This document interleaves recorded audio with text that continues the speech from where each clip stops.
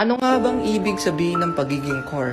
Sabi ng iba, yung core daw yung pinakamadaling role sa lahat.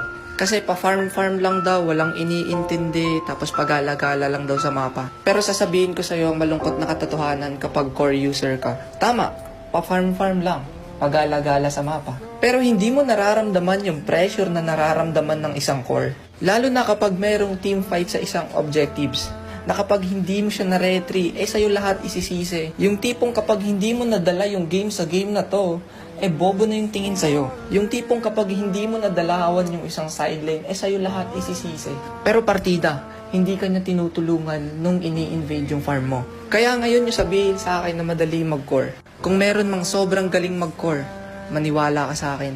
Lahat ng trash talk inabot niyan, lahat ng sisi pinagdaanan niyan bago siya maging magaling at nasanay sa ganong kultura. Kaya wag na wag mong sasabihin na madali lang mag-core, please lang, lalo na kapag Angela lang yung alam mo. Tanginang Angela yan, ka-lightning tranchot. Kaya sa mga